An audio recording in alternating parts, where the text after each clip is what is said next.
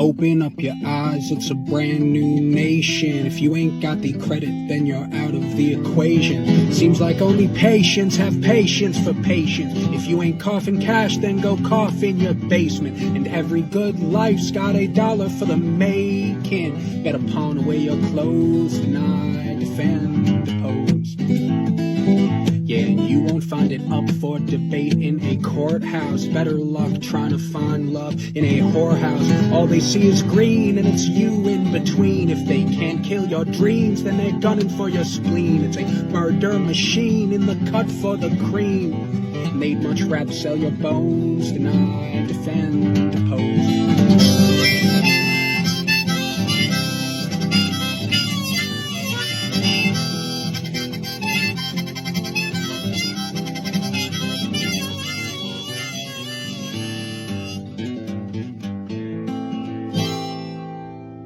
This is a reminder, since some of you seem to have forgotten, that this man is a potential criminal. He has done a lot of harm to New York City. I would argue he has embarrassed the hell out of New York City, and it blows my mind that there are people out there who still support him. This man... Oh, Luigi, I need you to get out the way for a minute. This man was the first NYC mayor to ever be indicted while in office. He was indicted on federal charges of bribery, fraud, and soliciting foreign campaign donations. The last person who should be assuming anyone is guilty until they get a fair trial. When asked why he joined that perp walk, he said it's because he wanted to look him in the eye. Why? Were you hoping that Luigi would give you a bribe since it seems like everyone else gets to do that? Allegedly. It's really interesting because for the past, 3-4 months, you've been talking about due process and how everyone needs to assume you're innocent until proven guilty. Like, did you forget you got your own trial coming up? Where did that energy go? There was no reason for a mayor to be at that perp walk, but especially one with his own damn charges. Like, you had a news conference begging New Yorkers not to make any judgments until they heard your defense. So how about we offer that same courtesy to everyone else? Okay? Sounds good? Thank you. Here's the thing.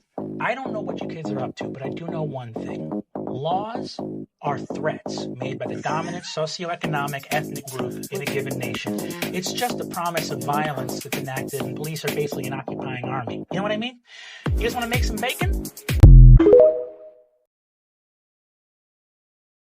I've been thinking a lot lately about how the beginning of the downfall of the American middle class was basically the start of the civil rights movement, or at least when the civil rights movement was officially codified into law. And it's because once the government was no longer able to discriminate on paper by race, social programs evaporated. White middle class and lower middle class people stopped supporting social programs once people of color were allowed to buy in, and those social programs were eradicated over the course of 2 generations. And now here we are watching white people reckon with what it's like to have no upward mobility in this country, because before then, all you really had to do if you were white was have a little bit of ingenuity and a little bit of get-to-itness, and you'd be fine. But now it's not that way anymore, because people at their racism dismantle social programs. They said if black people are gonna get them, then nobody should. And now here we are on the other side of that. And that's what people mean when they say make America great again. Obviously they want racism back, but they want racism back for that specific reason, so that they can get benefits that you can't.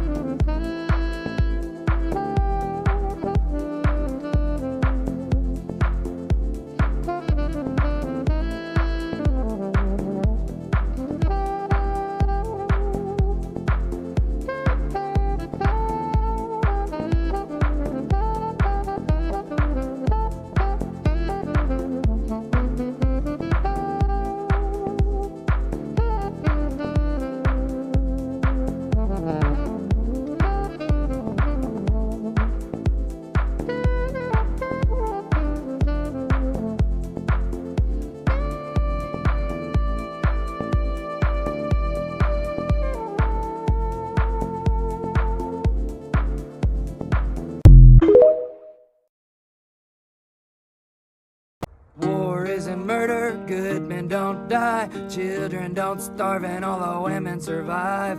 War isn't murder, that's what they say when you're fighting the devil. Murder's okay. War isn't murder, they're called casualties. There ain't a veteran with a good night's sleep. Let's talk about dead people. I mean dead people. The dead don't feel honor, they don't feel that brave, they don't feel avenged. They're lucky if they got graves. Call your dead mother, ask her when she died. It's a deathly silence on the other line. The dead don't talk, but their kids don't forget. So in 20 short years you could live to regret that. War isn't murder, there's money at stake. Hell, even Kushner agrees it's good for real estate. War isn't murder, it's an old desert faith. It's a nation state sanctioned righteous hate. Let's talk about dead people. I mean dead people. War isn't murder, it's the vengeance of God. If you can't see the bodies, they don't bloat when they rot. And the flies don't swarm and the children don't cry. If war isn't murder and good men don't die. So in a short 20 years when you vacation the strip, don't think about the dead and have a nice trip. The special CEO crisis hotline. It's pretty empty. Nobody wants to work here. Yeah, I've worked at the call center for about 24 hours. The calls are calling lots of false alarms. I had someone call and say someone was following them. It was their personal assistant. Another call, someone said that someone snatched up their baby. It was actually their longtime nanny. They had just never looked them in the eye, so they didn't know that it was the nanny. That was a close call. We almost sent someone out. I had a CEO call, terrified. He said he was on his phone, looked up, and there was someone driving him somewhere. Y'all, it was his limo driver texting on his phone, and he didn't notice he got into the limo, didn't acknowledge him. Thought he was getting kidnapped. Another CEO told me that someone snatched his phone out of his hand. Snatched, he said. He was at the Apple store. He asked them to help open his phone. He couldn't remember his password. It was his son's birthday. If I showed up on your For You page, it's likely because we're worried about the same things. So I'm going to give you some tips as a cybersecurity professional. I may not know everything, but these are useful things to keep in mind. Mutual aid and direct action needs to be performed on end-to-end encryption messaging platforms. Anyone you know who is interested in maintaining safety of people should be downloading Signal. And turn off notification previews, as it was confirmed last year that the government is receiving notification preview information unencrypted from both Apple and Google. Ladies, I need you to delete all period tracking data apps you have, and if you still have any of them installed, start flooding it with false information. See if you could retroactively change the history before you delete your accounts. Stop making this information accessible, and delete any posts that may reference the exact day you had an event. A lot of you also may be new to this, so I'm briefly going to explain the difference between de facto and de jure. De jure means in law. De facto means in effect. As in when segregation was outlawed, it was de jure institutionalized together. De facto segregation still continued. This is something that you'll likely see the effects of as more stringent and damaging laws come into fruition. The important thing to understand is mutual aid groups focus on material change, which means de facto effects of these things are going to be more important. If you cannot read between the lines as to why I'm telling you to use encryption platform and why I'm bringing up de facto and de jure, ask someone on an encrypted platform why. They will understand and explain it. I can't hear. You will find yourself fitting in different layers across this movement. Some of you may want to offer the olive branch and the understanding to our oppressor to help them understand, and that is important and may win us people in this. Others, more like myself, find it difficult to have conversations with the oppressor about why they should care about the oppressed. It is important that we do not harm each other in that effort. Their importance of offering the olive branch should not be mutually exclusive with our effort to hold our oppressor accountable. This is the biggest problem we have with unification, is we find ourselves at odds often with each other when we're all trying to go the same direction. You can disagree with how we implement radical ideas at different layers across the board, but the goal is to not be mutually exclusive and combat each other. We need our Kwame Tures and our James Baldwins as much as we need our MLKs. This is how movements in countries like Korea and Japan happened with the 4B movement, when the law itself was not franchising these people, specifically women. They started to act socially and act upon it themselves. These are the kinds of movements that will have the most effect in the current and future times that are upcoming here in the United States. I'd say God help us all, but that retracts from the whole point of saying you and I are the ones who need to help each other. The people who have no problem making you uncomfortable ought to have no business feeling comfortable around you.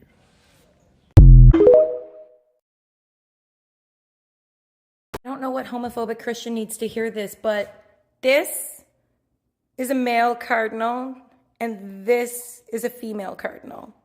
So all your Christmas deco that has this is gay! You be having a great day, the sun is shining, the birds is chirping, you in a chipper ass mood, and here come a Cybertruck. Just piss you off. Why do you look like that?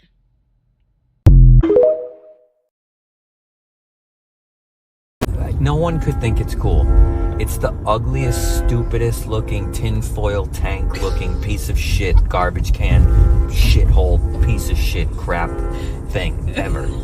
I hate them. Every time I see one, I give it the finger.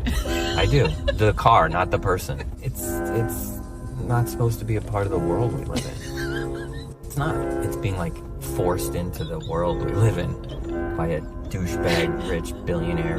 So I made this stupid ugly tank truck aluminum foil car, but I'm rich and famous, so you should have it. And everyone goes, yeah, why did you bring this up? I wasn't thinking about this. They're so stupid, they make me angry.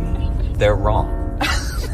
They're wrong. Like, they shouldn't exist. Things that shouldn't exist and are wrong make me angry. Things that don't fit in the universe we're sensitive to, and they make us angry. And that's a thing that doesn't fit in the universe. It's not supposed to be here. It's a foreign object that's not supposed to be on Earth. And this motherfucker decided to put it there. Now, to make people think in America is an extremely difficult job.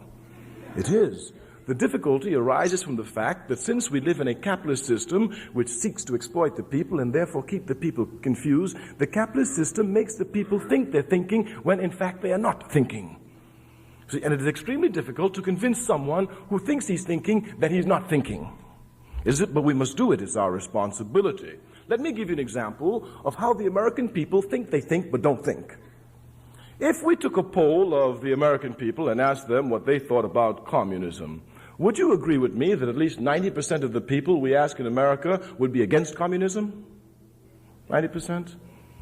And if we ask this 90% what is communism, would you agree with me that less than 0.2% can probably give us an intelligent, though not necessarily correct answer?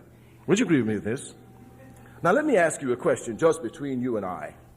If you have an enemy, does it behoove you to know the enemy or not to know the enemy? That is to say, for example, if snakes are your enemy, does it behoove you to know at least what they look like or not to know what they look like? You understand the proposition carefully. So we want to prove that they think they're thinking, but they're not thinking. Listen to this. The man or woman who hates communism the most is the man or woman who knows the least about communism. And what is even tragic is that the man or woman who hates communism the most, that is to say, the man or woman who knows the least about communism, is the man or woman who wants to know the least about communism. That is to say, snakes are my enemies. They come to bite me, and I don't even want to know what they look like.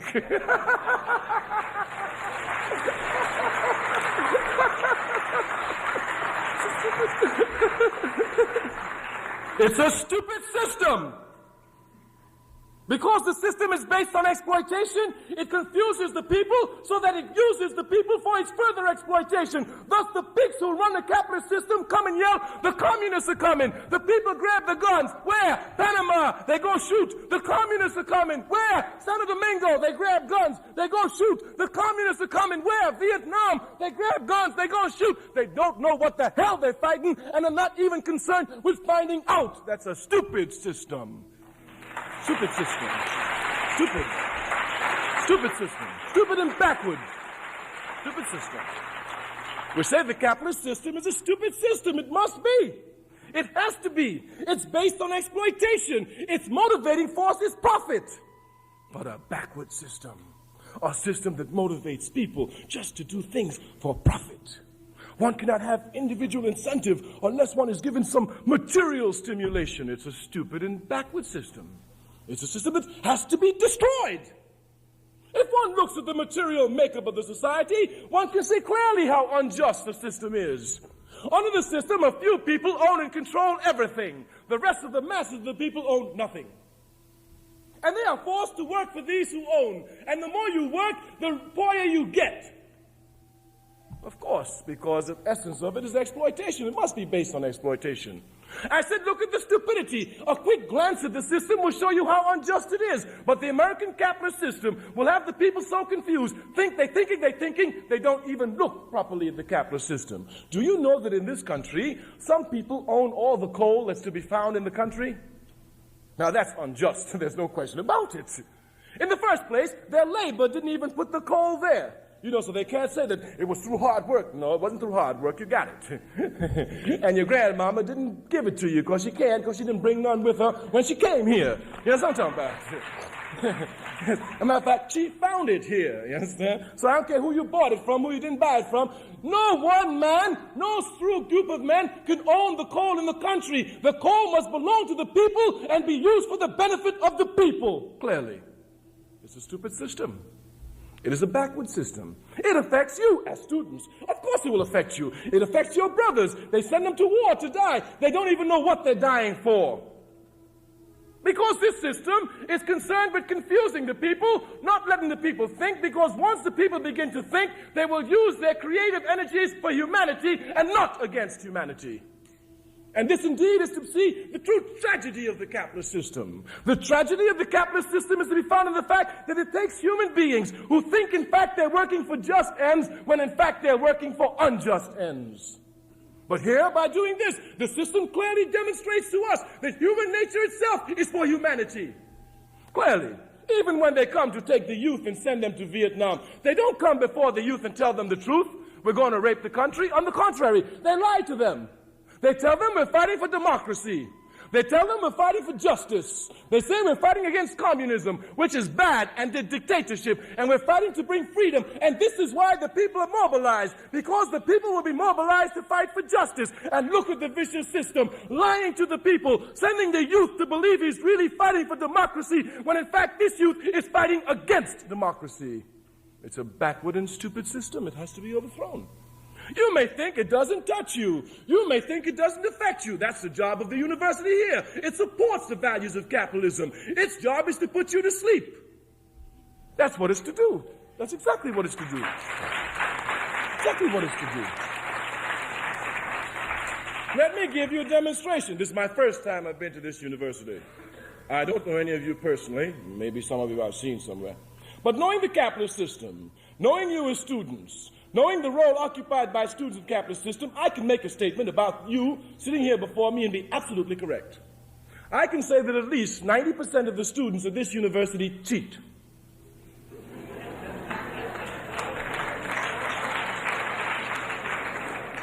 All right, give me 85. You want to go for 80? The overwhelming majority? Of course. I understand your nervous laughter. But you think about it. You think about it. Especially the African students. You think about it. Your people suffer. Your people suffer in South Africa, in Zimbabwe, in Egypt, in Algeria, in Trinidad, in Jamaica, in Guyana, in Mississippi, in Alabama, in New York, in California, in Georgia, in Atlanta, in Athens. You have the chance to come and help them. You have the chance to come and help them by acquiring knowledge which can be used for the benefit of the people to help serve humanity. What other great and most noble cause can there be? What other greater motivation? And rather than you acquire this knowledge which has been paid for with the blood of your people, you come here and you cheat. It's a vicious system. It's a stupid and backward system, and you cheat because you're motivated by the values of the system unconsciously. The system tells you that the smartest man is the man who does the least work and reaps the highest benefits. Thus,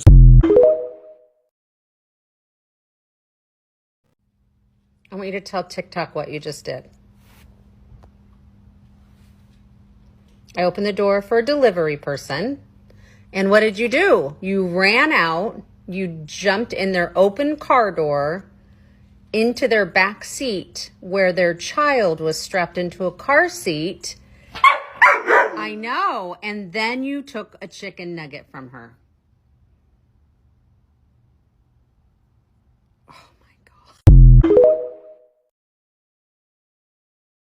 When did Book Talk become political? Because at one point it was illegal for me to know how to read. Why can't we leave politics out of Book Talk? Because young girls are attacked and kidnapped to deny them access to literacy. Because Book Talk is for books. We come here to escape all of that. Black-owned bookstores are shutting down due to bomb threats and harassment. Books are being banned and school districts are trying to get rid of librarians. It is deeply intriguing to me that individuals who read books where people that look like them get to lead the revolution tuck tail and run the minute anything revolutionary has to be done. I know y'all love enemies to lovers, so I need you to go from an uneducated person to someone that understands history. Reading has always been political. They are expressions of who matters and what our culture values in every story we tell. Educate yourself on the political role that reading plays in society. Or educate yourself on where to find therapy.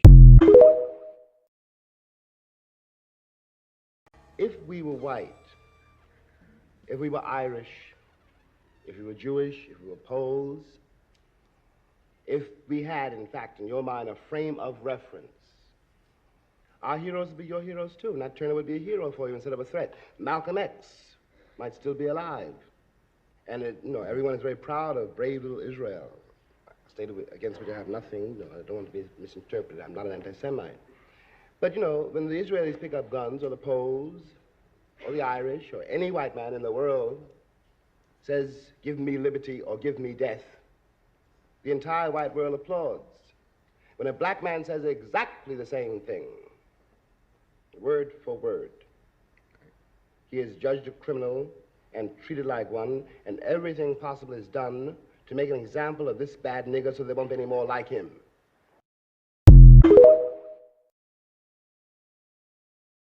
Do you know Ben Franklin, founding father of America, was pro-choice? The same man who helped draft both the Declaration of Independence and the Constitution made sure to include a recipe for abortion in his widely circulated math textbook. The textbook was called the American Instructor. It was one of the primary educational resources at the time. Franklin himself was a champion of education, particularly for women, unlike many modern politicians.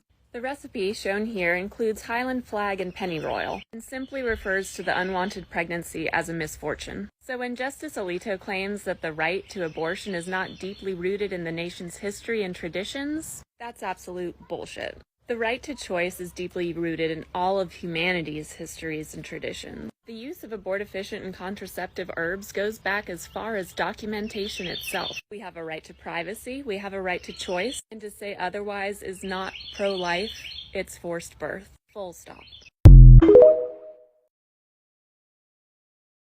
I'm going to say it, all you people who are worshiping Luigi Mangione for unaliving an innocent person on the street on their way to work, you're freaking weird.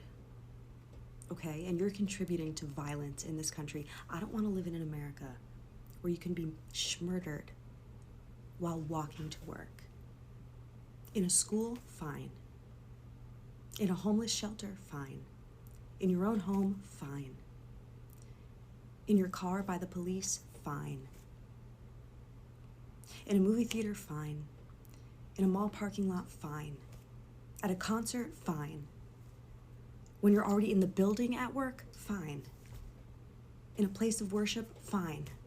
At a gay club, fine. But on the street, fine. But when you're a CEO on the street. Shooter charged with terrorism, just like Gaza's kids. Submit your claim and AI will decide who gets to live. Trusting in the oligarchs to help with groceries. Make sure you have children, gotta staff the factories. China has your data, Ghana's beaches have your clothes. The last stop on the Eras tour, the last year we'll see snow. Actors with new faces, no third spaces, numb the pain. Men are all alone, and it's the women we should blame. There it is again, that funny feeling, that funny feeling. There it is again, that funny feeling, that funny feeling.